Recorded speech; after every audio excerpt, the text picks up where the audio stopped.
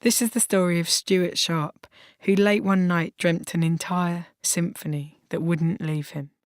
Before this amazing dream, my life was pretty standard. I left school without any qualifications at all. I worked my way up to become a cook in a pub. I'd already by then got married and had a daughter, Emma. Everything was just going quite normally until the day of Ben's death. My son died in traumatic circumstances. My wife nearly died at the same time.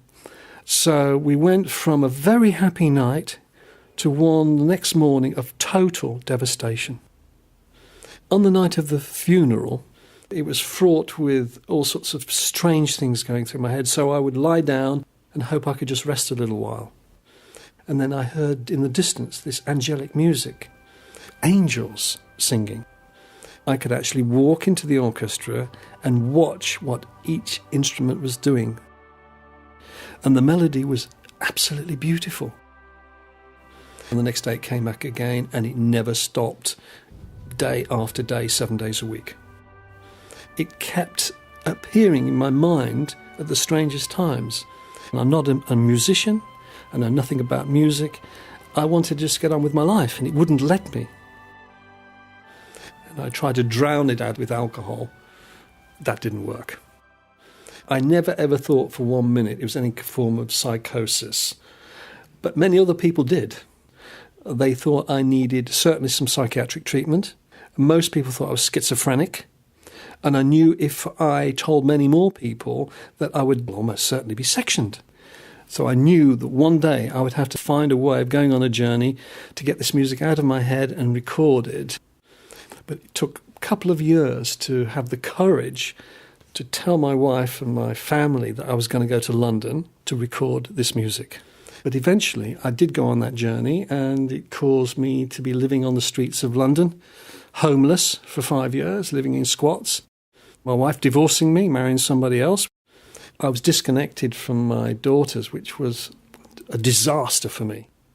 And I thought, I'm going to get this done as quickly as possible. I'll get it done next year. And then next year came and it wasn't. I didn't have any clue that it would take me 30 years. One day, on the street, I met a jazz musician by the name of Anthony Wade. He became my good Samaritan, and he tried to help me bring the music out of my head onto a piano. So it had to be note by note. And quite often, when I couldn't get him to understand what I wanted, I would put my head next to his and say, "Can't you hear? Can't you hear it?" It was incredibly difficult. And eventually, we got to the day of the recording. And when the baton came down and the first instrument started to play, the hairs on the back of my neck stood up. And I wasn't quite sure whether I was back in the dream. It was wonderful. In my mind, the journey has been successful. But in reality, for my family, it was not like that at all. All in all, we've come full circle, and they do understand now. The music is a great comfort to me because I've been on my own for a very long time. So it's my friend. If ever I'm feeling lonely or down or whatever, I just play the music.